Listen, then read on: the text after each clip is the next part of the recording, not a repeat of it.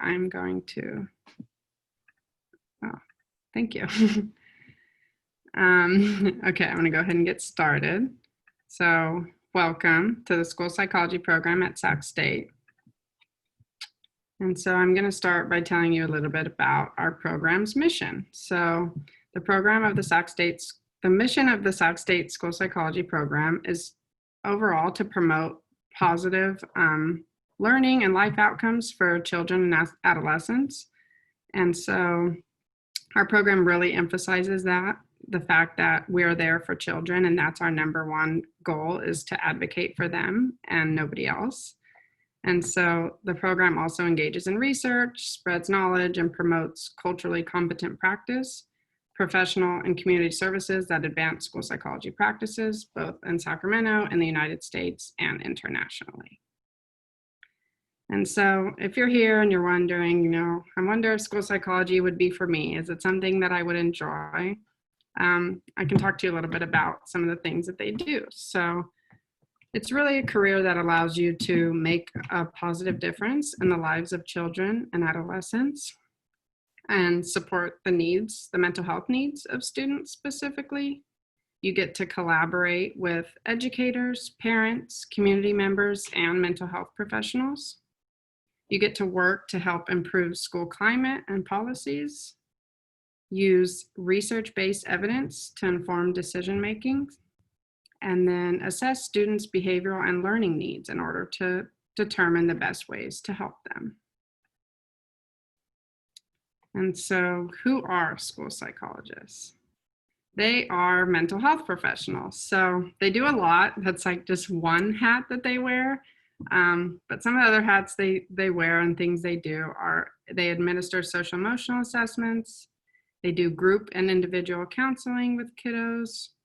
They provide professional development and education to staff and other educators. They provide psychoeducation for parents, so they facilitate parent trainings. And then overall, they really are child advocates, so that's super important. And then another big part of their job is they are psychoeducational assessment experts. So that's kind of a lot of what they do. You learn how to administer these cognitive and psychoeducational assessments. More importantly, you learn how to interpret them. So you interpret the assessments in order to inform decisions and be an active member of an IEP team in order to inform, decisions moving forward and implementing interventions for kiddos. And then another big part of our job is consulting. So you consult and collaborate with pretty much everybody. So all the school staff, district people, people in the communities, mental health professionals, parents, students, teachers. You're really just there to kind of bridge that gap and be a resource to everybody on the campus. And school psychologists are also leaders in research. So they conduct research, they write publications, and they participate in professional communities. For example, there's NASP, which is known as the National Association of School Psychologists. There's CASP, which is kind of that same org, but just for California. And then International School Psychology Association. And what's really cool about this program is you actually get opportunities to present alongside our faculty at some of these really big conventions. So for example, NASP, that's coming up in 2021. It's the Power of Possibility. It's going to be virtual. And I personally, from one of my experiences, alongside Dr. Holland, I have been able to submit a mini proposal workshop in hopes to work with Dr. Holland and present on mindfulness and how teachers and parents can use that in order to benefit their kids. And so it's a really awesome experience. Hoping we're still able to do that despite everything going on. But yeah, in the pictures you can see those aren't just random people. Those are actually people from the program presenting with our faculty, and that is a really awesome experience. And I'm going to pass it over to Alexa. All right, so a lot of people who are entering this field know that they want to work with children, they want to work in schools, and there's a couple of different careers that lead down that path. And a really common area that gets mixed up is the difference between a school counselor and a school psychologist. So hopefully I can help clarify what the difference between those two roles are in school. So a school counselor has 2 or more years of graduate school.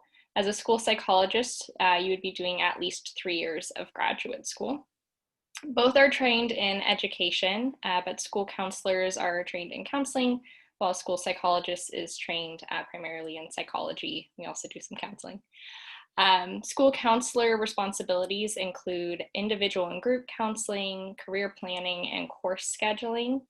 Whereas a school psychologist, we have a lot of different hats, but some of the main responsibilities include assessment, consultation, behavioral and academic intervention, crisis prevention and intervention, individual and group counseling, and program evaluation.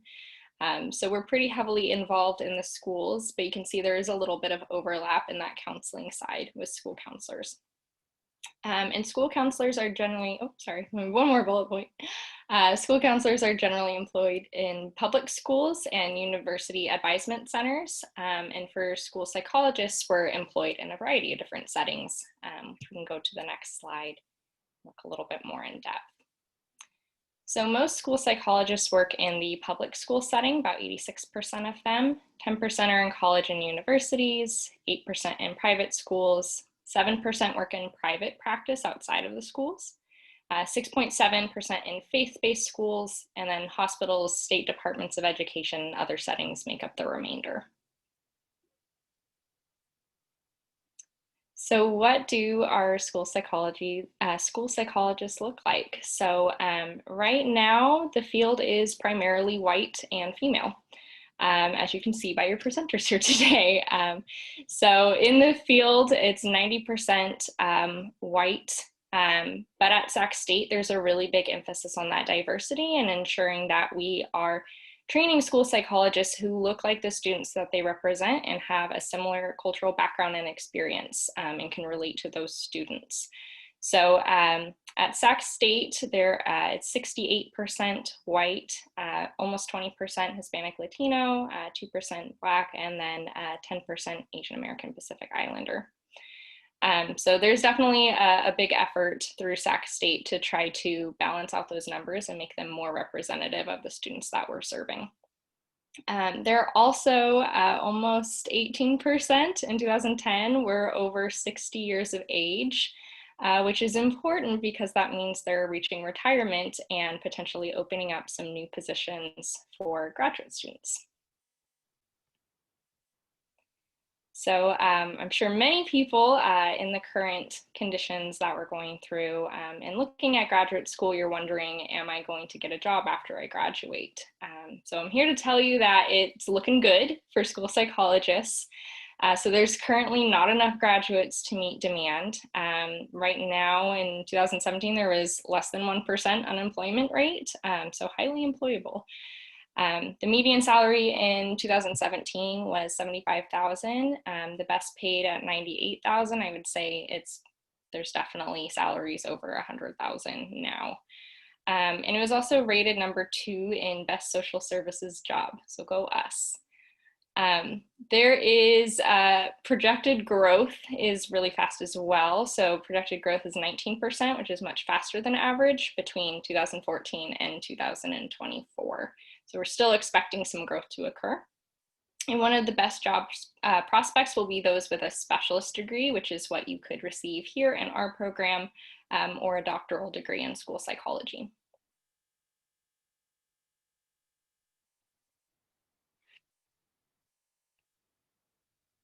Savannah, you are muted if you're trying to add something.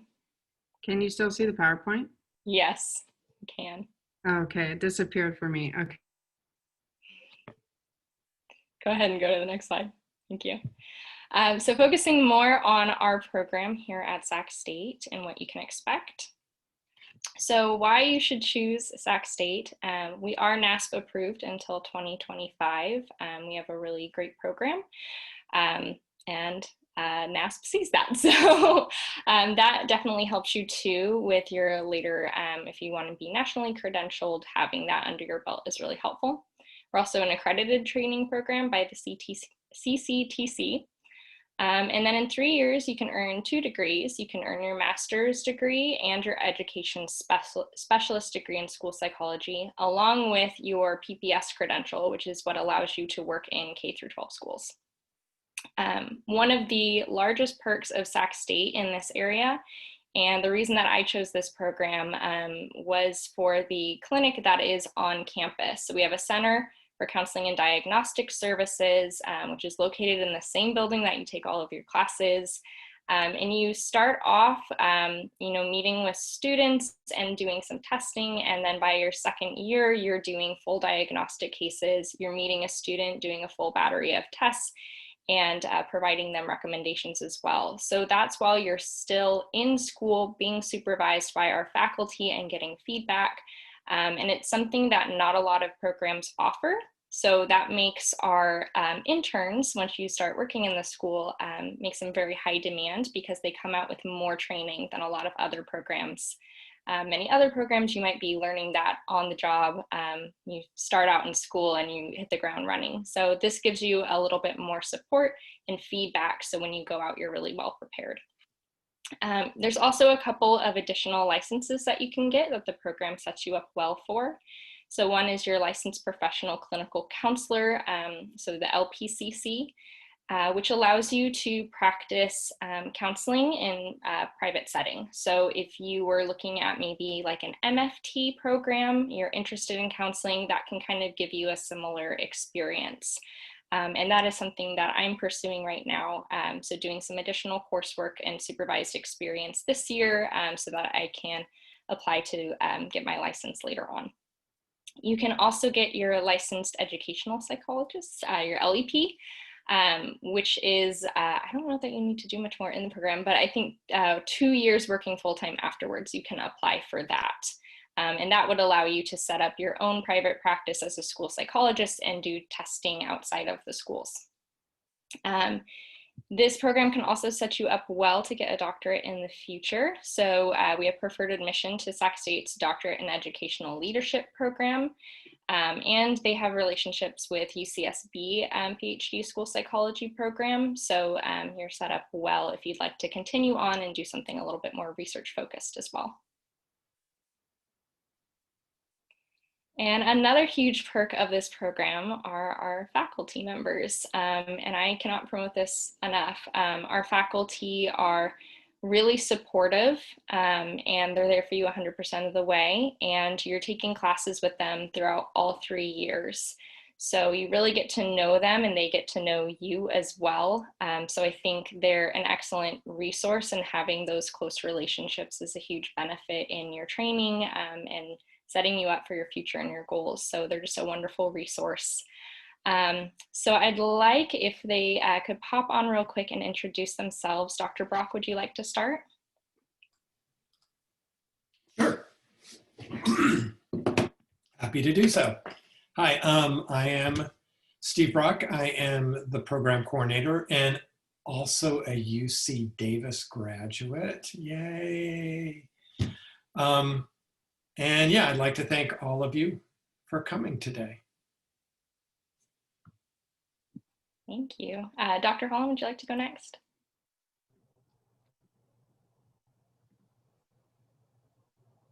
Hello, I'm Melissa Holland, and I am an associate professor in the school psychology program, and I also am a UC Davis graduate.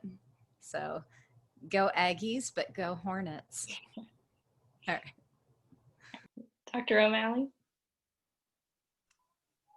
3 for 3 UC Davis graduates here, but that's not to say we like all universities. Just happens to be that many of us like living in the Sacramento region, so we stay here. So I'm Megan O'Malley. I'm an associate professor, and I coordinate the field experiences for our program. And my interests are in systems level considerations for school mental health, school climate, and culturally adapted considerations for social emotional learning. Thank you. Dr. Ortiz? And I am Arlene Ortiz. I'm an assistant professor here at Sac State. I did not go to UC Davis. My alma mater is NYU, so I'm the odd one out all the way from the East Coast, right? Well, I'm actually from here, but did my training back east.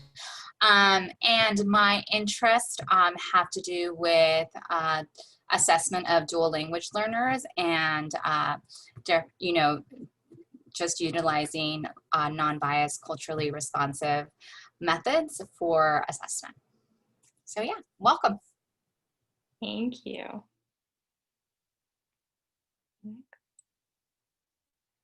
So during the first year of the program, to get an idea of what you can expect going forward, your first year, you're going to take a lot of coursework in group and individual counseling, psychoeducational assessment, child development, and research methods. You'll begin individual counseling and you'll do some psychoeducational assessment starting in your second semester. So you get to assess some students to look at their eligibility for GATE programs, and you'll have direct supervision during that and get a lot of feedback as well. And you're getting that instruction from our faculty members, and they're all highly qualified practicing school psychologists and clinical psychologists. So they really know what they're talking about when they give you advice and what to expect in the field. So it's great to have that support as you're learning and going along.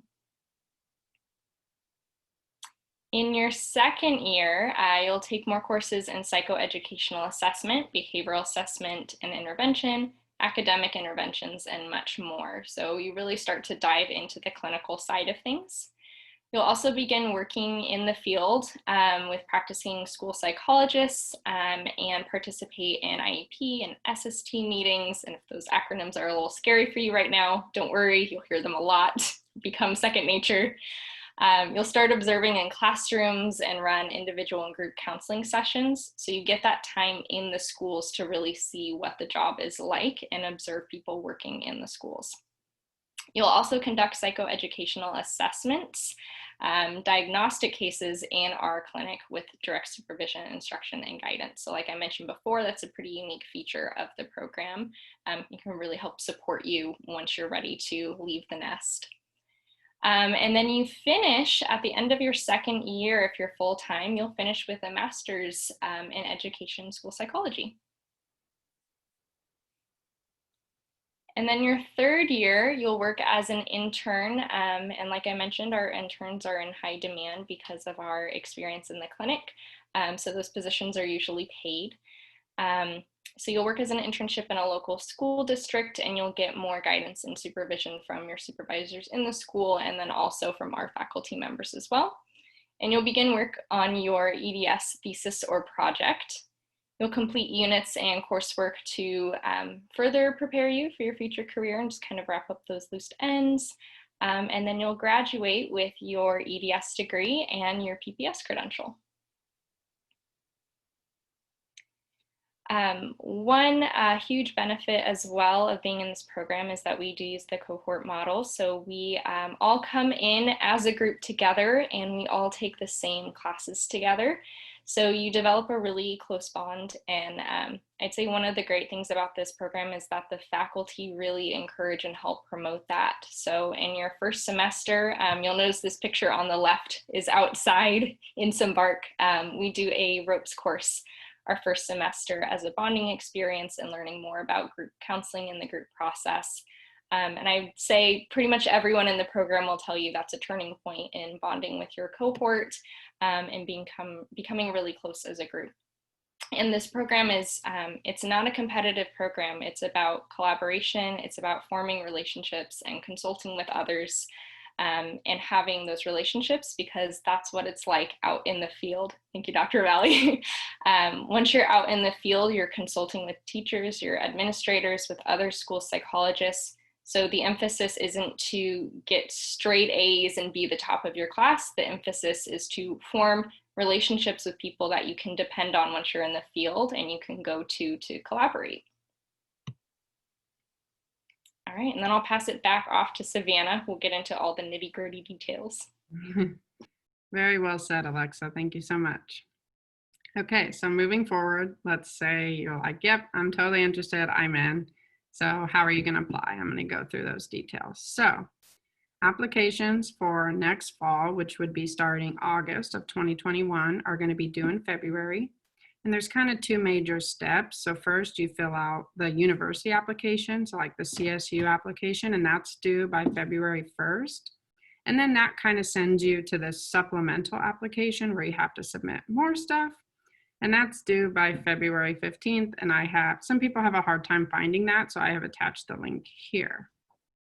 And then what is required? So you will need to have a bachelor's degree from an accredited institution with official transcripts. A minimum of 3.0 GPA is recommended in the last 60 semester units. So there are people admitted, with a GPA below of 3.0 on a case-by-case basis. And then you will need a resume with relevant experience, 2 letters of recommendation, a personal statement, an essay with kind of talking about your experiences working with or engaging with people from diverse populations. And then there are prereqs involved, so those are required. And then one aspect that is optional this year due to COVID is the GRE. And the way that can kind of make your application stronger is if you have maybe a low GPA, but you're able to demonstrate like a high score on the GRE, feel free to do that. And then in addition, the CBEST is not required for admission, but it will be needed to have passed prior to internship year, which is your 3rd year. And then, so those prereqs that we were talking about at the beginning, so there is quite a list of them. So there's abnormal psych, education exceptional children, some basic stats, intro to counseling, power, privilege, self-identity, tutoring children, and then drugs and behavior.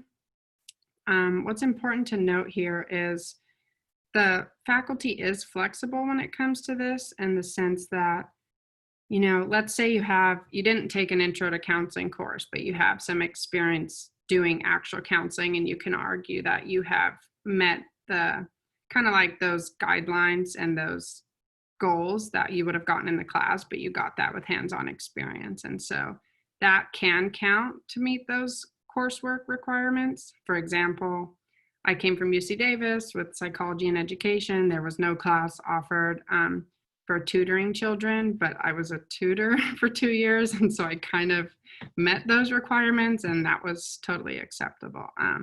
So just feel free to reach out to the professors. They will work with you. And yeah, other than that, I wouldn't worry too much about it. Just be sure to show that you're willing to get these covered somehow. Savannah, if I could just interject here. Yeah, go for it. We don't want any of you taking redundant coursework. So, as Savannah was just saying, if you already have experiences consistent with our prerequisites, let us know. We're more than willing to be flexible here. So really what you want to do is dive down deeply into the course description. Don't be confused by the course title. Look at the course description, and then, like Savannah was just saying, reflect on the extent to which you maybe have already had those experiences, and then contact an advisor to verify that, in fact, that prerequisite has been met. Thanks, Dr. Brock. Yeah, so as you can see, our faculty is awesome. They're totally willing to work with you, so don't worry too much about that.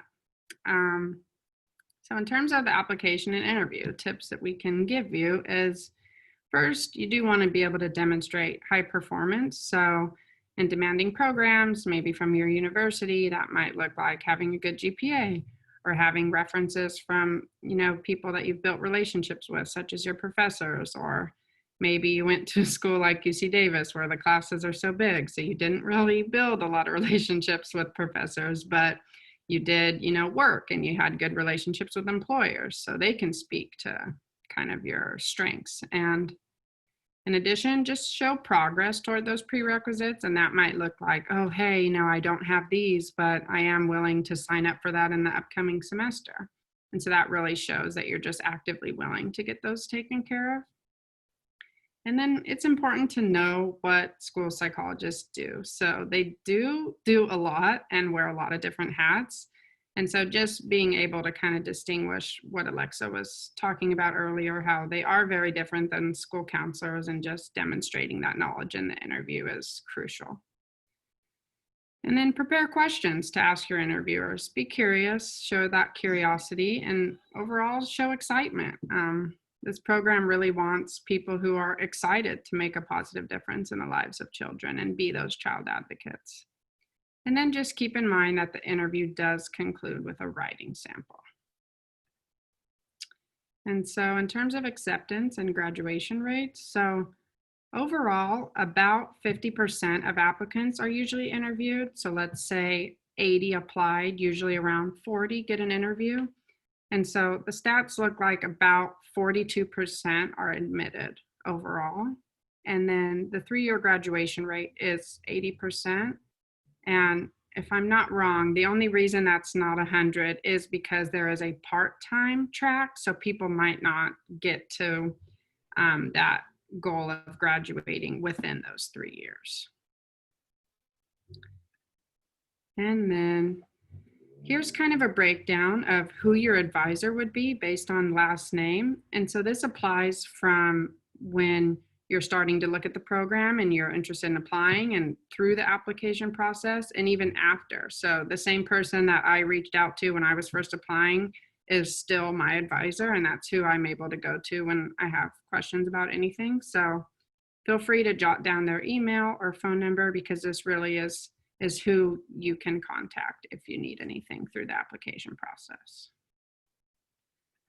And in addition to that, a few people from our cohort, so Alexa and I are on here, we have volunteered to be outreach coordinators. And what that means is we are here for you to reach out to us with any questions you might have. Maybe you have questions that you want a student's perspective, something that the professors might not be able to answer. And so we're here. Feel free to send us an email so you can jot those down as well. And yeah, reach out to us, ask whatever questions you might have. And then lastly, just, start to be connected with what's going on in the career. So for example, our program specifically has an Instagram and a Facebook, but then some of those larger organizations like NASP, visit their website, you can become a member. And in addition, our cohort runs the School Psychology Association, and we have a website. So you can start, building those connections and those networks and being connected with what's going on in this field. And that is all we have. So I'm going to open it up for questions. We're all here. If your questions are for the professors or for students, we're all here. So feel free to unmute yourself, or you could even send it in the chat. But we're here to answer any questions you might have.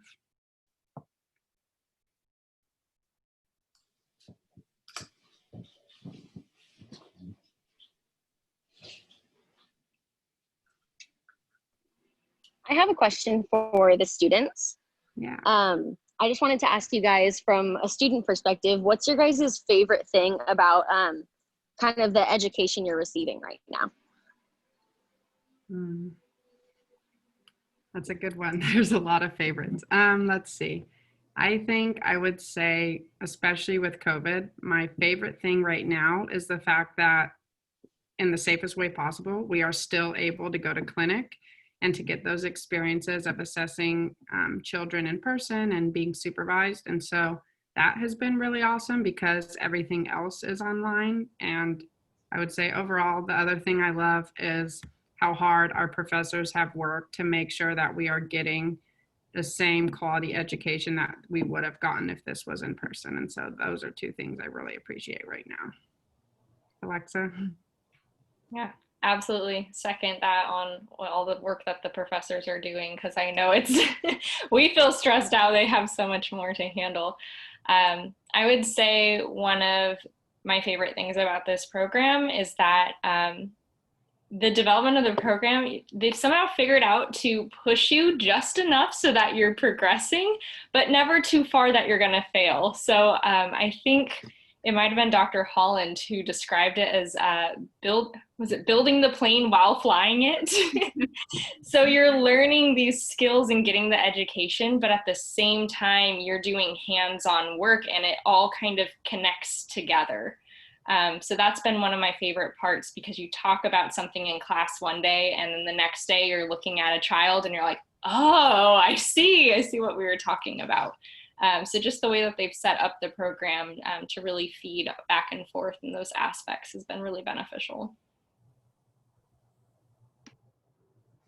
Well said, Alexa. I feel like at the beginning, everybody told us to just trust the process. And now more than ever, do I understand why everybody told us that, because it really is just a process of learning and growth. And you might not understand it in that moment, but you look back and it all makes sense. And it's a really awesome process to be a part of. So thanks for that awesome question. Thank you guys for your answers.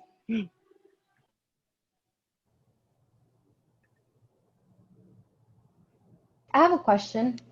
Yeah. What is the difference from an EDS and just getting an MS for school psychology? Dr. Brock, help. A higher degree. It is by some considered to be a terminal degree. It is the second highest degree awarded by the CSUS. We do at Sac State have a doctorate, a professional doctorate in educational policy and leadership, but it's a higher degree. It's also consistent with the degree that most school psychologists around the country earn. That said, there's no requirement to have an EDS, this higher degree, to be a school psychologist. And you are given, while everybody applies to the EDS program, you are given the option as you enter into your internship year. If you want to stop at the master's, you can do that. But simply put, it's a higher degree. And we offer it because we think it's more, a better reflection of all of the work that our students put in. It's more than just a master's degree by the time all's said and done. Thank you. Yeah, thanks, Dr. Brock. I needed a lifeline. Couldn't have said it better.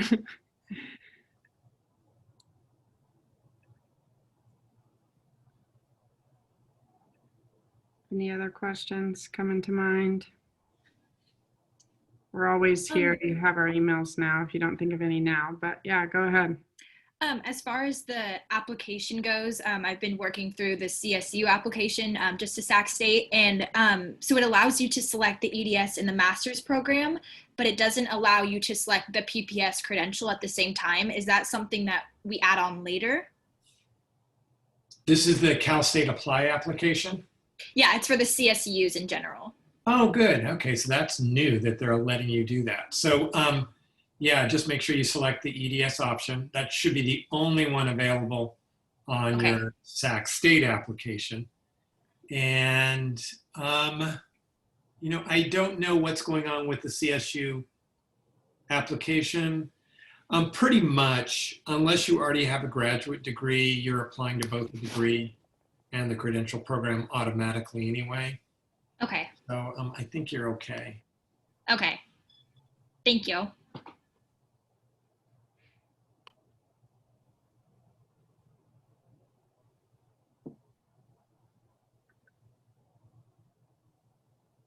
I have one more quick question. So I had seen on some of the application prerequisites that because of COVID, the GRE was no longer a requirement. And I was curious if there were other kind of things that were shifting application-wise due to COVID. The only other thing is the CBEST, which is a test that it's basic literacy test. And it's a test that you have to take and pass before you are awarded any credential to work in schools in California. We, in the past, had made you at least register for that at the time of application. If we would still encourage you to do so, but if for whatever reason you can't, it won't be a problem. But you still need to take and pass that test before your internship. Perfect. Luckily, I was able to get those done pre-COVID craziness, but I wasn't sure if there was anything else that had shifted that I wasn't sure of. That would be it. Everything else is the same. Thank you. You're welcome. I have another question. How can I be a strong candidate for the program? Good question. We have two successful applicants here, so maybe the two of you can talk about what you did that you think resulted in us inviting you. Okay, yeah, I can start. I think one, it was really important with the experiences that I brought to the table, which like if you're applying now, it's probably too late, but kind of like looking back at everything I had done on my undergrad career and the experiences I did have, working in schools, working with kids, working with people from diverse populations. I feel like that was really important. And if I didn't have that, I felt like it would have been harder for me to get in.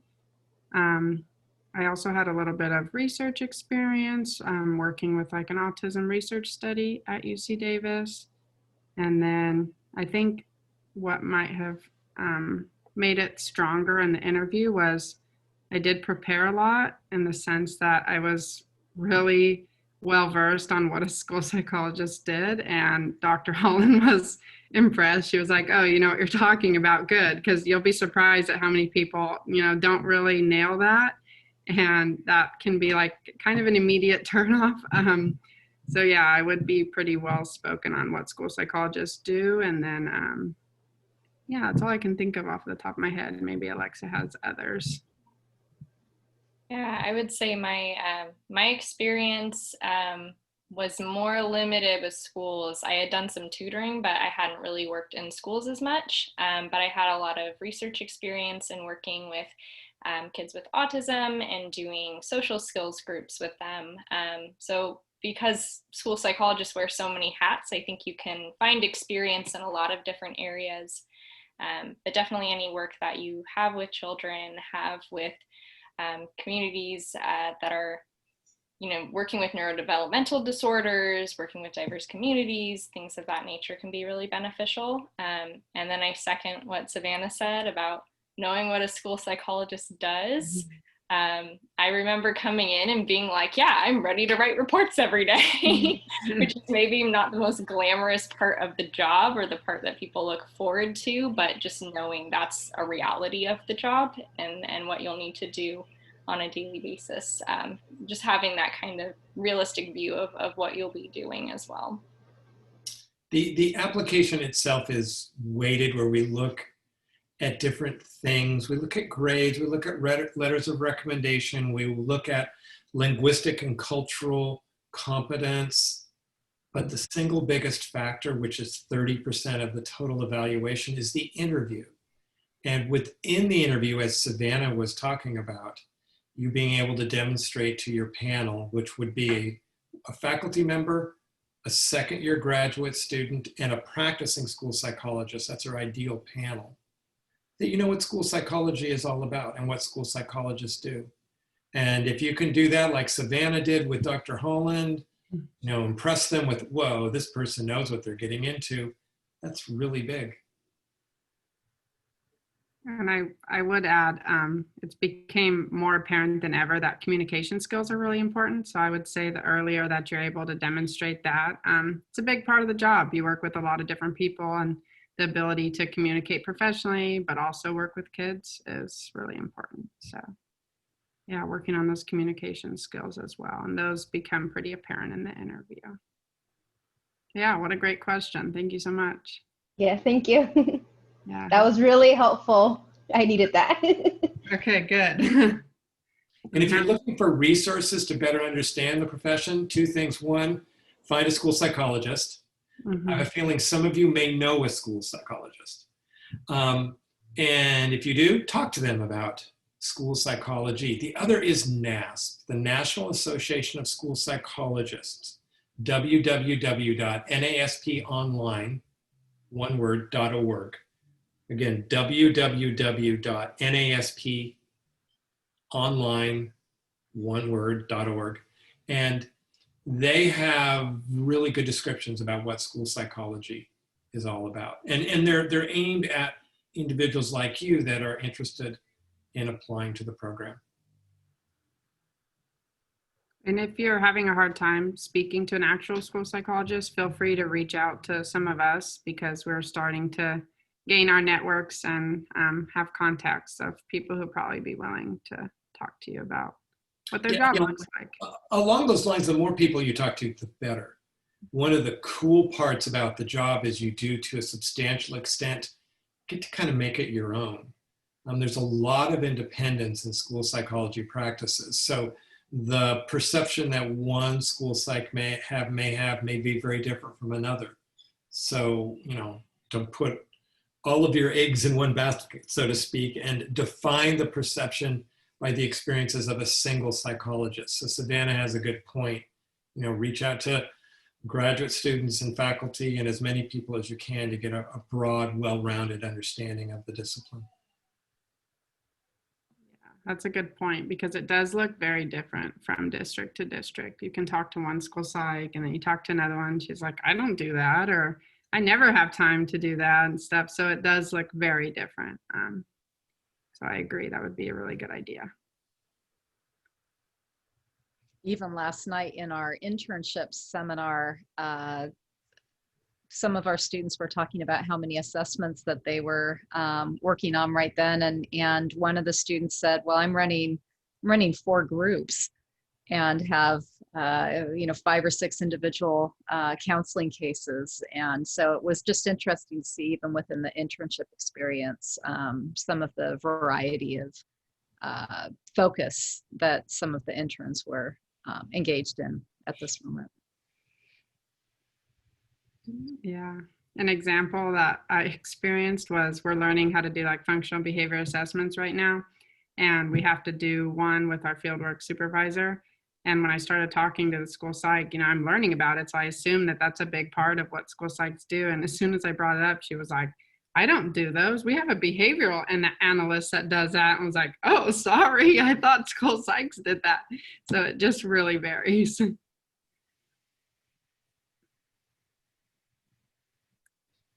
I'll also add in that I have yet to meet a school psychologist who isn't overwhelmingly kind. So they might be busy right now with everything going on and kind of the adjustments to testing and IEPs and all of that. But, don't be scared to reach out. Like I mentioned, the field's really collaborative. So they'll definitely want to help you and be willing to, but just, be aware that they might have a lot on their plate too. Good point.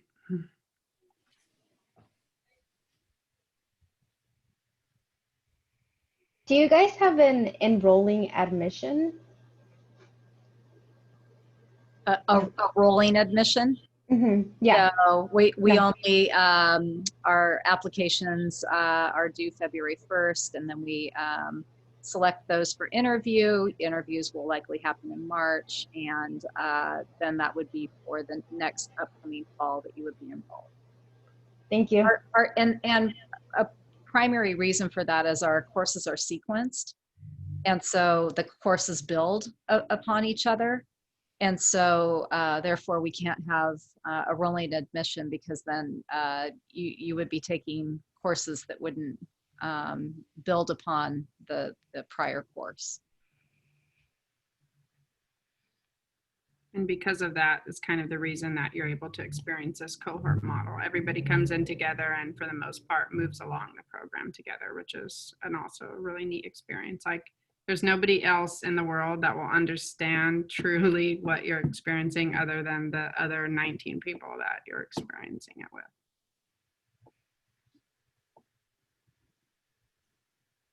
And I have to say, with regard to the cohort model, there are still cohorts from when I first came on to teach at Sac State that are still cohesive groups, and they name themselves, cohort 2007, 2008, or what have you. So it's pretty special, the lifelong relationships I know we've all attended the faculty been invited to various weddings wherein the cohort members were the maids of honor and groomsmen for the cohort. So it's a tight-knit special relationship.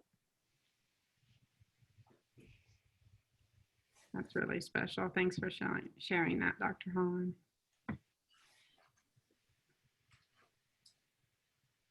What are some common mistakes that students do on their applications?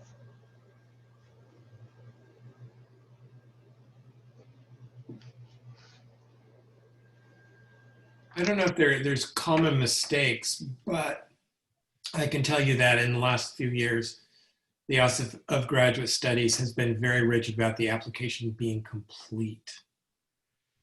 So yeah, we don't even get to see them anymore. Back in the day, we at least used to see them, and if a letter of rec had come in a few days late, we could kind of like ignore that, and if the app looked really good, we'd still like consider the application. Can't do that anymore.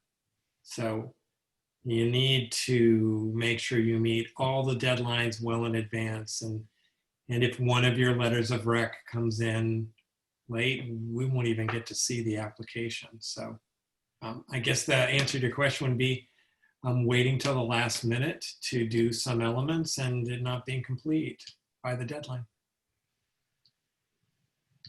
And written, as Savannah and Alexa pointed out, oral and written expression are very important to the field. And so if your writing sample, if the statement that you submit has lots of grammatical errors, spelling errors, sentence structure errors, you know, that, as Dr. Brock has said, should represent your best possible submission of writing. So it really should be spotless.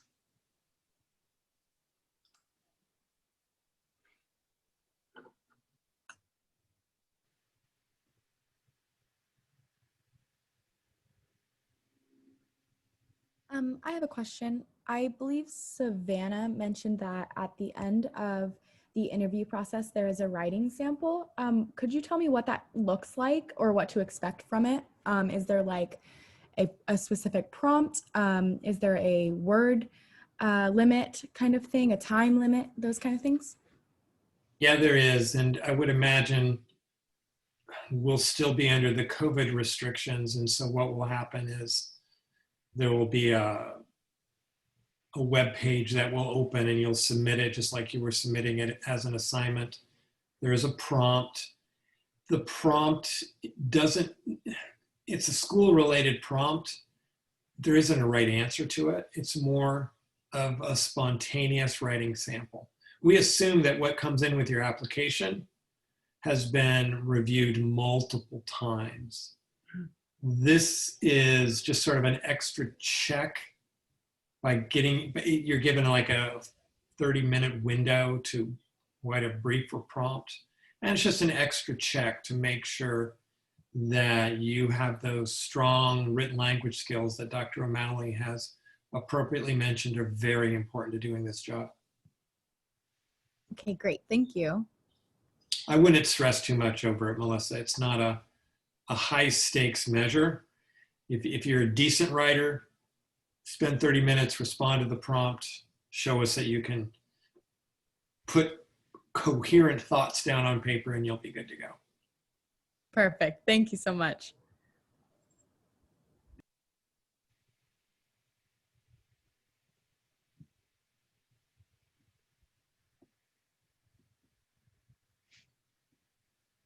Any other thoughts, questions, concerns? Overall, it was really nice to have you all here. So thanks for taking your time to be here and learn about school psychology. Makes me excited. Hopefully we get to meet some of you in the future. And then, yeah, just remember that we're still here. So if you hang up and you think of stuff, feel free to reach out to some of us as outreach coordinators, as well as I'm sure the professors would be happy to hear from you. Absolutely. I just want to say thank you guys for taking time out of your night. I know you guys all have very full plates, but it means a lot to all of us as applicants to be able to have this insight. So thank you. Thank you. Thank you, Alexa. And thanks to Savannah and Alexa because we just showed up. Hey, good They did the job. hard work. Good job. Thank you very much, everybody. Have a great night. Thank you guys. Yeah. Thank you. Good night.